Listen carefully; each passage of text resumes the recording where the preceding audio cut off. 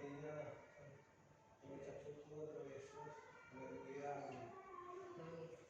serahkan kepada hamba.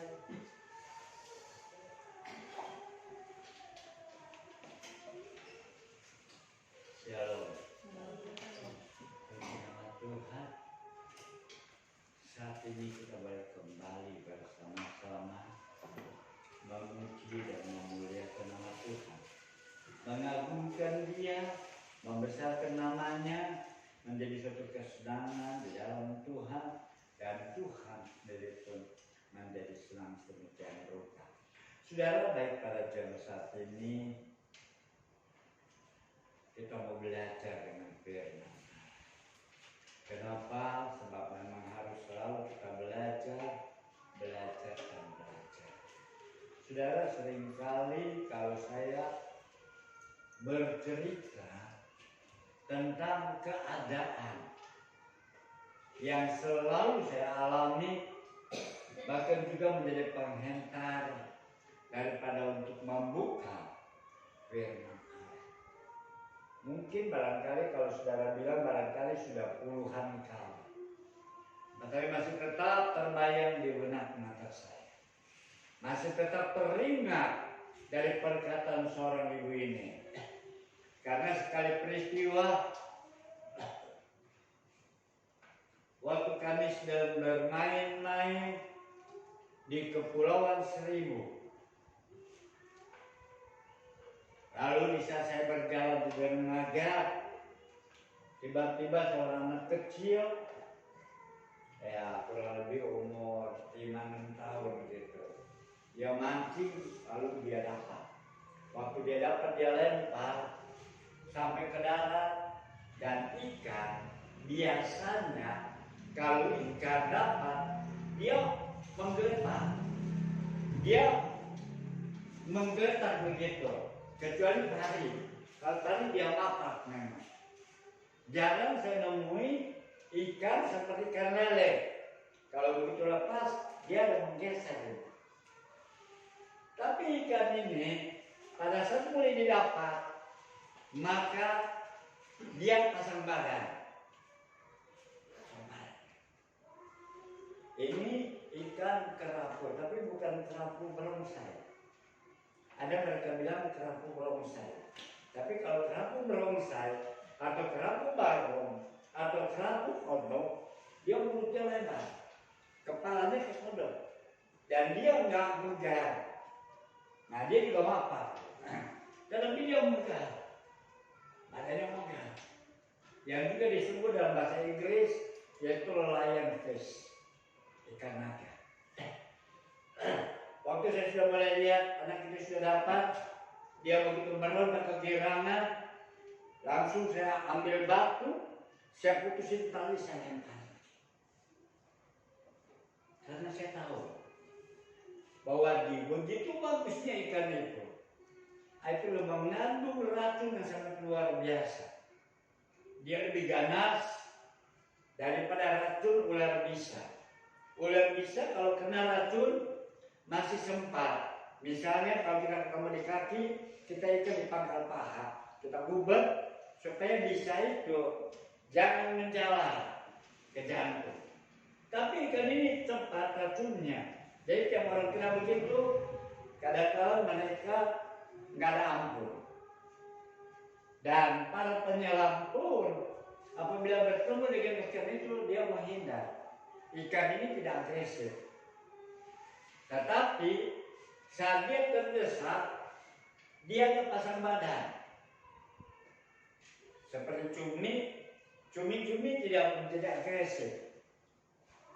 Tetapi apabila dia ketakutan atau dia diserang, dia akan keluarkan cairan hitam, maka dia bersembunyi dalam cairan hitam itu. Demikian juga ikan ini, dia pasang badan. Dan tiap orang kalau mereka terkena ucun, maka mereka terkena bisa. Dan ikan ini ikan yang paling ganas, sehingga penyelam pun mereka akan menghindar, menjauh dari tempat ikan itu, sebab begitu berbahayanya ikan itu. Lalu orang tua, baik ayahnya dan ibunya dia mancing marah-marah. Dia baru dapat, kenapa dibuang? Saya bilang, ini lebih berharga nyawa anak ibu daripada ikan itu.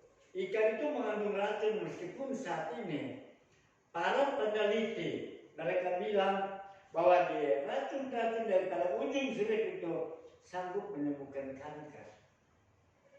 Saya bilang, kalau terlambat saya potong. Anak ibu tentu begitu senang terpegang dan duri-duri itu akan menusuk, maka jari itu bereaksi dengan begitu cepat dan tidak ada ampun untuk bisa kita lari ke pertolongan dokter. Akhirnya dia mulai mengerti. Saya jelaskan bahwa itu adalah namanya kerapu lumpuh dan tidak boleh ada yang dipegang. Kalau ibu kurang percaya, tanya para nelayan di tempat ini. Akhirnya dia mulai mengerti. Nah, bagaimana dalam kehidupan kita? Kadang-kadang kita juga selalu ingin dibenarkan apa yang dapat kita lakukan. Seringkali ingin dibenarkan apa yang kita kerjakan. Tetapi mari kita belajar mengerti. Kenapa? Sebab dengan pengertian yang benar, perjalanan kehidupan kita juga menyenangkan hati Tuhan. Saat ini begitu banyak, baik di Instagram, baik media sosial lainnya, baik itu Twitter, baik itu Instagram, selalu berita tentang keadaan di Timur Tengah. Dan biasanya memang kalau keadaan perang, ada pro dan kontra. Saya tidak tahu politiknya. Tetapi kalau saya dengar berita demi berita bahwa itu mereka dipasok dari Israel, baik itu listrik, baik itu air, tetapi salah satu daripada partai menerangi dia sampai 800 ton. Tapi dunia diam. Tapi akhirnya mereka sudah diserang, akhirnya mereka menyerang. Saya berpikir begini, ini bukan perang agama. Sebab memang di jalur Gaza juga banyak orang Kristen. Amin. Ini ada perlu kita lakukan. Kemungkinan seperti Taiwan, barangkali seperti Taiwan. Taiwan itu dikontrak dari LRT. Tetapi udah habis masa kontraknya. Maka mereka harus kembalikan. Mereka mau perlawanan, maka RT siap-siap. Oke, kalau mau pertahankan, kita perang, serang. Tapi akhirnya ya Taiwan menyerah. Selama dia tahu, dia sadar bahwa itu mereka ngontrak tempat itu. Dan masa kontrak ya dikembalikan lagi.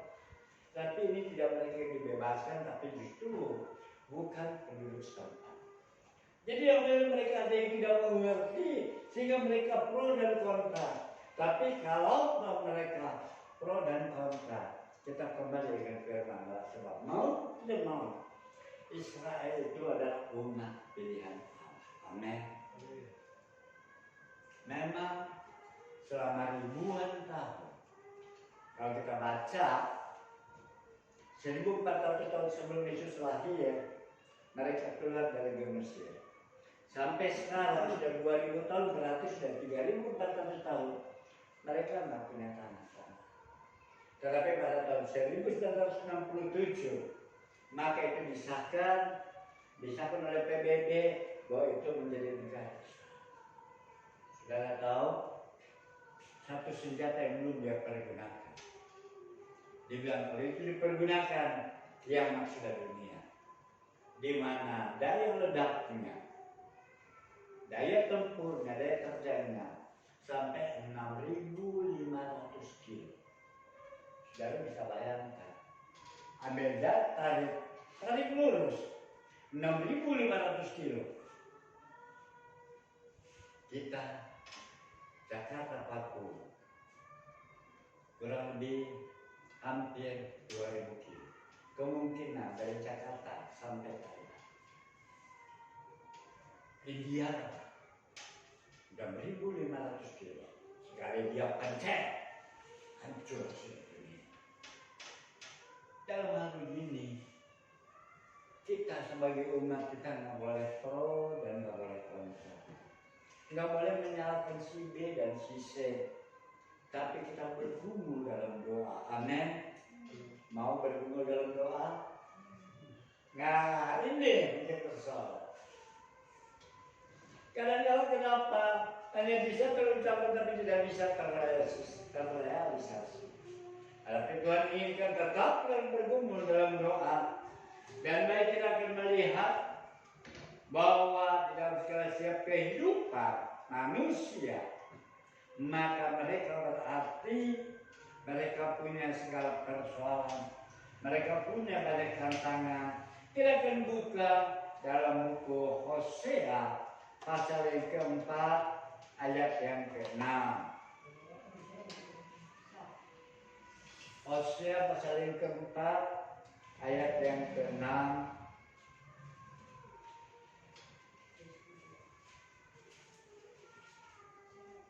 Sudah dapat? Baik, kita mau sama-sama bangkit berdiri, kita akan baca firman.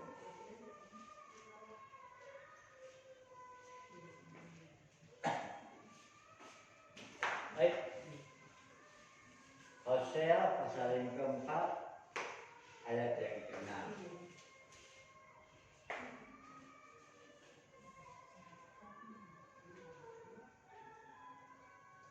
Kalau sama dengan Alkitab saya halaman 974 di dalam perjanjian.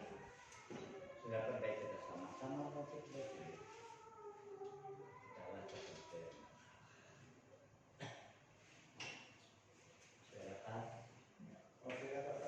Hosea pasal 4 ayat ke-6 kita akan membaca bersama-sama. 3, 2, 1. Umatku binasa karena tidak mengenal Allah. Karena engkau yang menolak pengenalan itu, maka aku menolak engkau menjadi imamku. Dan karena engkau melupakan pengajaran Allahmu, maka aku juga akan melupakan anak-anakmu. Terima kasih, silakan Bapak. Dengan tegas, di mana suara nubuatan yang Hosea katakan itu adalah suara pada Tuhan sendiri. Wadikatan umatku binasa karena tidak mengenal Allah. Bahkan dalam terjemahan lama berkata, umatku binasa karena tidak berpengetahuan. Umatku binasa karena tidak punya hikmat dan akal budi. Sebab saat mereka tidak punya akal budi, maka mereka selalu bekerja melakukan kehendak hati. Ketahuilah, manusia dapat dibenarkan saat mereka melakukan apa kata hati sebelum hukum Taurat sebelum hukum Taurat diturunkan. Sebelum hukum Taurat dibenarkan, manusia bisa dibenarkan menurut kata hatinya. Itu sebabnya Habel dia dibenarkan waktu dia mengangkat persembahan, membawa persembahan korban bakaran kepada Tuhan. Tetapi setelah hukum Taurat diturunkan, mereka dibenarkan melalui hukum Taurat. Sebab hukum Taurat akan menuntut dia tidak lagi berbicara tentang kata hati. Dan setelah Yesus lahir, maka hukum Taurat tidak dipergunakan lagi. Sebab di dalam Injil dikatakan bahwa hukum Taurat berlaku sampai pada zaman Yohanes Pembaptis. Jadi dengan kata lain, kalau mereka mau selamat, kalau mereka mau benar, mereka berjalan sesuai dengan firman Allah, bukan menurut kata hati, bukan melakukan hukum Taurat. Sebab tidak ada seorang pun dapat dibenarkan kalau dia melakukan hukum Taurat. Ini adalah Rasul Paulus yang menulis, sebab dia tahu bagaimana Sebab dalam pendidikannya secara formal, dia di bawah guru besar yang bernama Gamaliel, sehingga dia menjadi murid yang paling cerdas, sebab dituntut untuk melakukan hukum Taurat. Itu sebab mereka menyebut nama Tuhan sembarangan. Mereka dibunuh, sebab menurut hukum Taurat itu dibenarkan. Itu sebabnya Paulus begitu gampang dengan mudah dia pergi ke mahkamah agama, meminta surat izin untuk membunuh orang percaya. Tetapi Allah yang kita sembah, Yesus yang kita cintai, dia penuh kasih kepada Paulus. Amin. Sehingga Yesus menampakkan diri dalam perjalanan menuju Damsyik, di jalan kota yang jalan lurus namanya. Dan di situ Paulus berjumpa dengan Tuhan. 3 hari matanya buta. Dan akhirnya dia didoakan oleh pelayan Tuhan, sehingga dia mencelik dan sehingga dia diasingkan. Roma membawa dia ke Arab, ke negara Arab. Dia tidak pergi ke Yerusalem untuk berdoa. Dia tidak pergi ke Yerusalem datang kepada murid-murid Yesus. Tetapi justru firman Allah berkata, dibawa dia ke Arab. Di sana dia belajar dengan firman Allah. Jadi di Arab juga ada pembelajaran firman Allah. Di Arab juga ada banyak orang kerja. Sebab apa? Sebab memang itu kota ini kota yang kecil-kecil. Masing-masing kota punya kerajaan sendiri.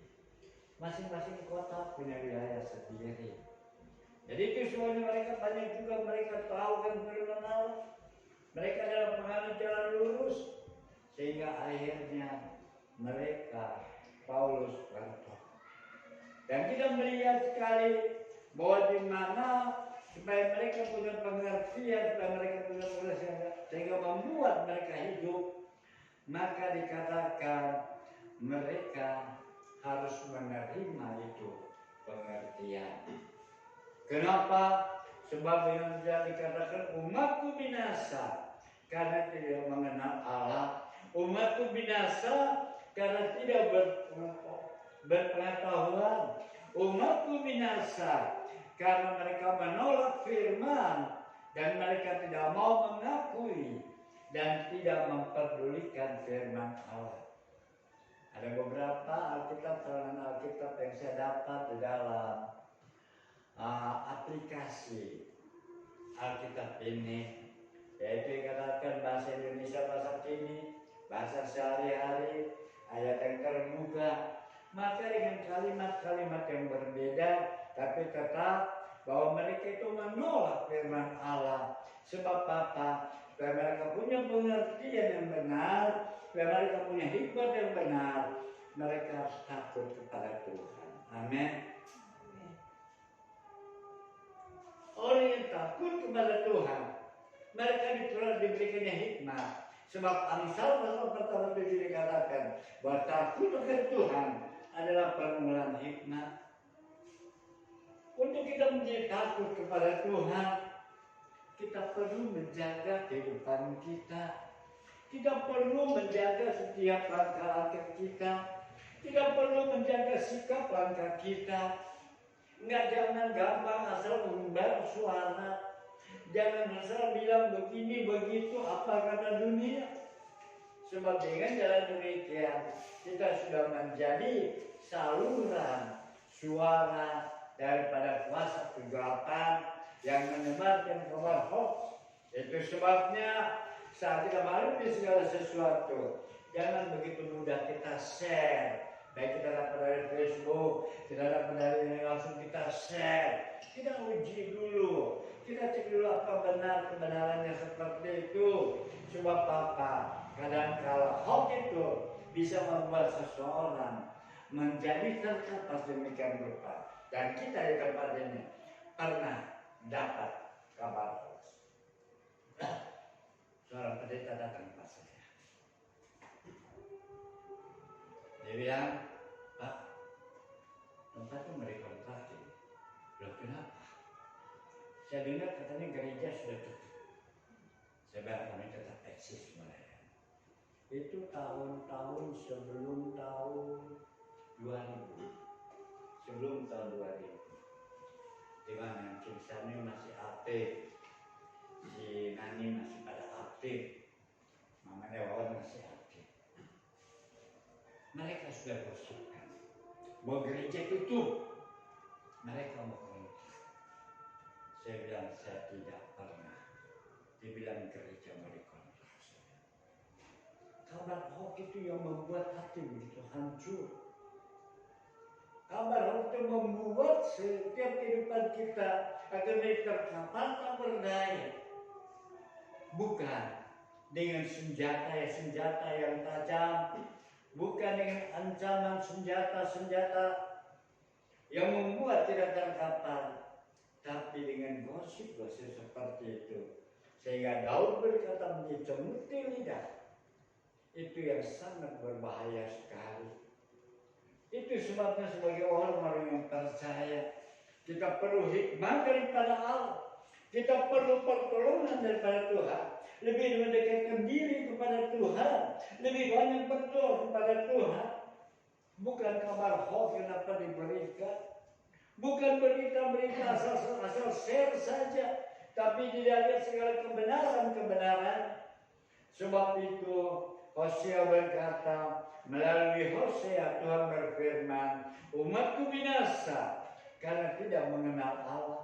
Umatku binasa karena kurang pengetahuan. Umatku binasa karena mereka tidak punya akal budi. Sebab apa? Sebab mereka berjalan menurut kata hati. Kita melihat seorang imam, di mana saat itu Samuel ada di sana. Samuel diserahkan oleh ibu Hana kepada Imam Eli, dan anak-anak Eli adalah Hofni dan Pinehas. Dia diajar cukup barangkali, tapi setelah menjadi dewasa, dia abaikan itu firman. Dia tolak itu firman. Sehingga kalau ada orang membawa korban, maka hamba-hamba daripada Hofni dan Pinehas, dia ambil, dia lampas segala korban. Sehingga menurut peraturan, maka korban yang dibawa bukan direbus, tapi dibakar di luar perkemahan, di luar Yerusalem. Itu sebabnya Yesus mati di luar Yerusalem. Lalu hamba-hamba ini daripada mereka dia ambil darah. Sehingga umat Allah bilang, jangan, bukan begitu. Seharusnya kan biar izinkan kami membakar. Oh tidak, Tuhan kami, Hofni dan Pinehas, menyuruh kami untuk ambil bagian kami. Dia rampas. Dan itu sudah diberitahu kepada Imam Eli. Tapi Imam Eli hanya menegur dengan lembut. Jangan begitu anakku. Jangan begitu, nanti Tuhan marah. Ya karena tegurannya yang tidak begitu. Itu sebabnya teguran kadang-kala keras untuk membuat seorang bisa benar. Sehingga akhirnya Tuhan berfirman bahwa aku telah menjatuhkan hukuman atas keluarga. Dan saat itu juga Hofni dan Pinehas seharusnya menjadi keluarga imam, menjadi imam penerus.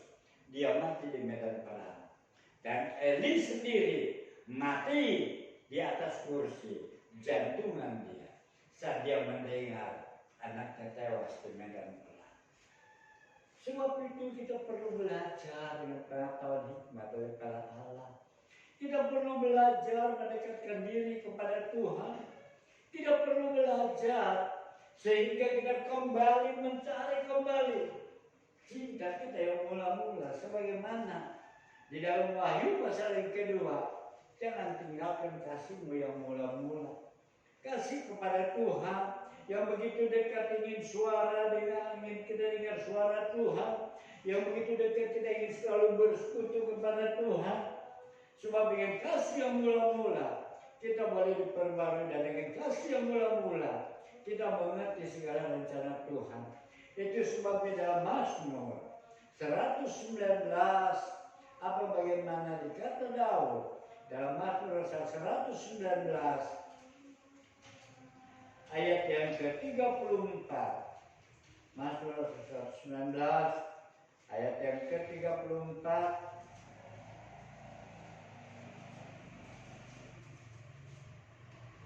Bagaimana Daud berkata, Mazmur 119 ayat yang ke-34 berkata, buatlah aku mengerti, maka aku memegang Taurat-Mu. Aku hendak memeliharanya dengan segenap hati. Tanpa kita mengerti, bagaimana kita mengerti akan hukum Taurat? Tanpa kita mengerti, bagaimana kita bisa mengerti segala rencana Tuhan? Itu sebabnya dikatakan buatlah aku mengerti, maka aku akan memegang Taurat-Mu. Jadi Taurat Tuhan kita pegang setelah kita mengerti. Kalau tidak mengerti, bagaimana Taurat diberikan dalam kehidupan saudara dan saya? Sebab itu mari kita belajar mengerti kehendak Tuhan. Segala situasi membuat kita lebih dekat kepada Tuhan, bukan lari daripada Tuhan. Lihat situasi keadaan dunia ini. Sebab keadaan dunia ini bahwa keadaan pada akhir zaman, orang lebih mementingkan diri sendiri. Orang berlagak so tahu dari apa yang dia ketahui. Sekarang dia lebih unggul pengetahuannya. Tapi sebenarnya hanya untuk menyombongkan diri. Mereka tidak mengakui Tuhan. Mereka tidak mengasihi. Sebab itu hati-hati pada saat ini. Jangan kehidupan kita yang telah kita pupuk sedemikian rupa, yang telah kita kerjakan sedemikian rupa untuk lebih dekat kepada Tuhan, hanya karena kepentingan sesaat kita mulai meninggalkan Tuhan. Hanya karena kepentingan sesaat kita mulai menjaga kehidupan ini supaya kita berjalan menurut kata hati. Ingat bahwa kita hidup bukan kita yang menjadi pemimpin, tapi Yesus yang menjadi pemimpin. Amin. Saudara pernah lihat kereta itu nggak ada setirnya. Kereta nggak ada setir. Dan saya pernah lihat pada saat itu montir kereta dari Dipo Manggarai. Dia punya mobil Mazda B600, itu yang mobilnya kotak begitu. Mobil Mazda. Tapi rodanya sudah diganti dengan roda kereta. Depannya digotong. Mesinnya mesin mobil. Itu setirnya udah los. Setir udah los. Dan dia hanya bisa main itu roda itu sesuai dengan rel. Jadi kalau relnya mau kereta ini mau diarahkan ke kanan, maka pemimpin perjalanan kereta api akan memindahkan rel itu diarahkan supaya dia bisa ke kanan. Atau ke kiri dia bisa jalankan ke kiri dengan cara dia tarik, dia connect itu sinyalnya, dia connect itu relnya, dipindahkan sehingga dia ke kiri. Dan inilah kereta itu sama seperti mobil montir kereta yang dari Manggarai itu. Saya lihat itu. Sebab memang saya dulu waktu masih kecil saya paling sering naik kereta. Jadi itu mobil itu setirnya udah nggak ada. Dia jalan menurut demikian kehidupan kita. Kita nggak bisa atur diri kita sendiri. Kita hanya berjalan menurut rel. Kalau Tuhan izinkan ke kiri, kita nurut. Jangan membangkang. Oh, Tuhan izinkan kita harus ke kanan. Jangan memberontak. Jangan dibilang Tuhan di sana banyak duri. Tuhan di sana terlalu bahaya, jalan terlalu curam. Jangan memberontak. Sebab dia tahu jalan kita. Amin. Seandainya aku diuji, kata Ayub, aku akan timbul seperti emas. Sebab dia tahu jalan hidupku. Tapi satu perkara, supaya kita boleh mengerti, mari kita belajar menurut kehendak Tuhan. Mari kita belajar. Jangan kita masih pergunakan kehidupan kita yang lama.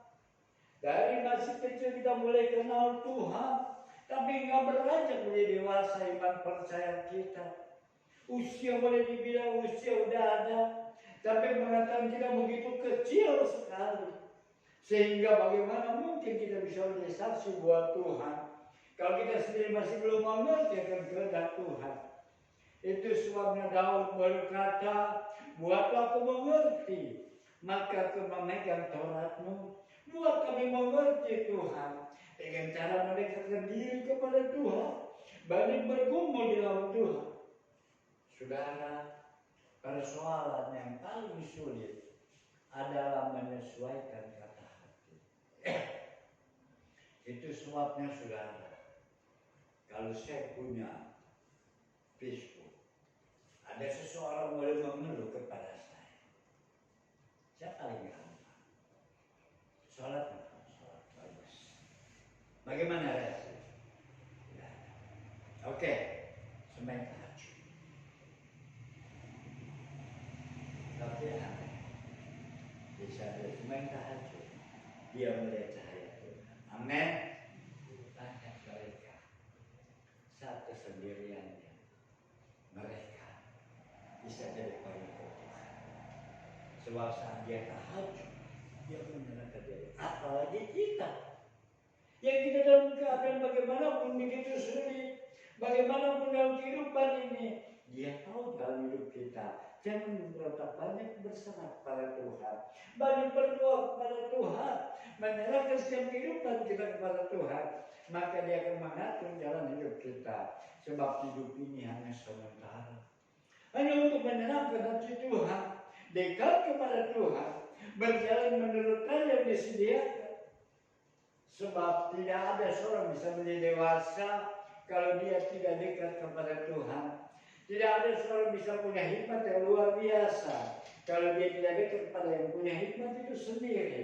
Itu sebabnya Amsal pasal 1:7 berkata bahwa takut akan Tuhan itu adalah permulaan hikmat. Sebab itu biar kita sebagai orang-orang yang percaya, kita belajar kehidupan ini supaya kita boleh menghidup ini menurut kehendak Tuhan. Kita belajar mengerti akan kehendak Tuhan supaya kita tidak binasa. Sebab pengertian, dengan adanya pengertian, membuat kita punya pengharapan untuk hidup. Hidup yang sekarang juga hidup yang akan datang. Tapi kalau tanpa punya pengertian, maka kita akan menjadi binasa. Binasa dalam kehidupan pengharapan kita tidak ada lagi. Bahkan terlebih di luar itu, setelah yang kedua, kematian itu, apa yang kita dapat. Tapi saya yakin dan percaya, Surabaya kita ada saat ini, kita mau sama-sama kita belajar supaya kita boleh menjadi mengerti akan kehendak Tuhan. Dalam 1 Korintus pasal yang ke-11 ayat yang ke-31, siapa sudah dapat tolong bacakan. 1 Korintus pasal yang ke-11 ayat yang ke-31. Siapa sudah dapat tolong bacakan.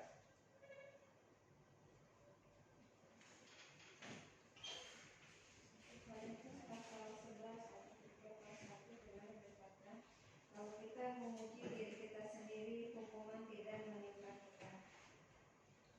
Amin. Kalau kita memuji diri kita sendiri, hukuman tidak menimpa kita. Sebenarnya ayat ini itu adalah lanjutan daripada perjamuan. Perhatikan, lanjutan pada perjamuan. Jadi waktu perjamuan mereka, ya kalau kita ini aliran Pentekosta dibatasi, tapi ada juga mereka yang tidak dibatasi, langsung minum dari cawan. Wah, itu mungkin sama seperti daerah Timur Tengah sana. Jadi kalau mereka haus, mereka minum sebanyak-banyaknya. Kasihan yang sebelum kita, entar mereka bagian. Roti juga ambil sebanyak-banyaknya. Kasihan yang sebelum kita, mereka nanti nggak kebagian. Nah itu sebabnya, itu ada peraturannya untuk masuk dalam perjamuan kudus itu. Sebelum masuk dalam perjamuan kudus, kita dimohon supaya kita menyucikan hati kita. Kita jangan simpan dendam, kita ampuni kesalahan orang. Kalau kita masih menyimpan dendam, itu berarti bahwa kita akan menerima kutukan. Itu sebabnya ya, selalu sebelum kita lakukan perjamuan, kita diberikan kesempatan memohon ampun kepada Tuhan. Kalau kita pernah bersalah, kita mohon ampun kepada Tuhan. Kalau ada orang bersalah pada kita mau bebaskan, jangan simpan dendam itu. Sebab saat kita menyimpan dendam itu, maka itu berarti kita menyimpan penyakit buat diri kita sendiri. Hati-hati. Tuhan gak mau umatnya itu simpan penyakit. Tuhan mau kehidupan saudara dan saya itu sehat. Tuhan mau saudara dan saya itu benar di hadapan Tuhan. Sebab dia datang kembali pada kali yang kedua untuk menjemput saudara dan saya. Itu sebabnya maka dikatakan kita menguji diri kita sendiri supaya kita dibenarkan. Kita uji apakah ini benar, Tuhan pengertian ini benar tidak. Ada kalanya bisa didapat langsung, ada kalanya ada tunggu proses dulu. Nah, terlebih dalam hal demikian kita banyak berserah kepada Tuhan. Sebab saat kita menguji diri kita sendiri, tadi dikatakan ayat yang ke-31 dikatakan, kalau kita menguji diri kita sendiri, hukuman tidak menimpa kita. Jadi waktu kita masuk dalam perjamuan kudus kita uji hati ini. Aduh Tuhan, saya pernah maki orang minggu lalu. Aduh Tuhan, saya pernah maki orang berapa hari yang lalu. Tuhan ampuni saya Tuhan. Sehingga kita tidak menyimpan kesalahan orang. Kita mohon ampun daripada Tuhan. Ini menguji diri kita. Supaya saudara dan saya kita benar, supaya kita boleh menerima pengharapan untuk menjadi kenyataan. Maka kita menguji diri kita sendiri. Dan kenapa? Sebab ini juga mengajarkan kita supaya kita lakukan hal demikian sebagaimana doa daripada Tuhan Yesus. Kita baca doa daripada Tuhan Yesus, bagaimana dia begitu rindu akan umatnya di dalam Injil Yohanes pasal yang ke-17. Yohanes pasal ke-17, kita akan melihat doa daripada Tuhan Yesus kepada seluruh umatnya dan juga kepada saudara dan saya yang dia doakan sebelum dia pergi ke surga. Dalam Injil Yohanes pasal 17 ayat yang ke-25 berkata, "Ya Bapa yang adil, memang dunia tidak mengenal Engkau, tetapi aku mengenal Engkau. Dan mereka ini tahu bahwa Engkaulah yang telah mengutus aku, dan aku telah memberitahukan namamu pada mereka, dan aku akan memberitahukannya, supaya kasih yang Kau berikan kepadaku ada di dalam mereka, dan aku di dalam mereka." Jadi Tuhan Yesus berdoa kepada Bapa supaya kita juga penuh kasih. Amin. Amin. Jadi saat kita masuk dalam perjamuan kudus, dengan cara kita mengampuni orang lain, maka kita juga mengasihi dia. Saat kita pernah dicaci maki oleh orang lain, kita memohon ampun, maka kasih dapat kita nikmati sedemikian rupa. Dan dengan jalan demikian, maka kasih kita diperbarui. Untuk itu Yesus datang ke dalam dunia ini, bahwa dia lahir dan dia mati untuk memulihkan kasihnya, untuk memulihkan hubungan kita kepada Allah, untuk kembali menghidupkan kasihnya itu antara hubungan kita dengan sesama manusia. Sebab untuk itulah Yesus lahir ke muka bumi, memulihkan hubungannya. Sebagaimana di dalam Injil Yohanes tadi dikatakan ayat yang ke-26, "Dan aku telah memberitahukan namamu kepada mereka, dan aku akan memberitahukannya supaya kasih yang Kau berikan kepadaku ada di dalam mereka, dan aku di dalam mereka." Sebab kita dengan Yesus dan dengan Bapa menjadi satu. Sebab itu mari saya yakin dan percaya kalau kita telah menjadi satu dengan Bapa, kalau kita telah menjadi satu dengan Yesus, tentu kita akan melakukan segala firman Tuhan. Kalau kita sudah menjadi satu dengan Tuhan, satu dengan Bapa, hati yang penuh dengan segala kasih, kita rela berkorban apapun yang Tuhan inginkan dalam kehidupan kita. Amin. Sebab itu kita boleh bantu. Kita boleh mendengar kesaksian-kesaksian mereka tadinya dari seberang, mereka terima Yesus, maka mereka masuk dalam pengadilan agama. Dia dihukum, dia dipenjara, tapi dia bilang saya boleh berbangga, meskipun saya dipenjara, tapi saya telah menerima keselamatan itu. Sebab itu kita yang saat ini diberikan kebebasan, mari kita lakukan supaya kehidupan ini, kehidupan yang menjadi berkat. Dengan cara demikian banyak jiwa dapat dimenangkan, kaum keluarga kita, orang dekat dengan kita dapat diselamatkan. Yaitu mari kita boleh mengenal kasih Tuhan yang Dia dengan rela datang ke dalam dunia ini. Dia yang raja di atas segala raja, dia yang memerintah para malaikat, yang memerintah juga segala musim cuaca dari muka bumi.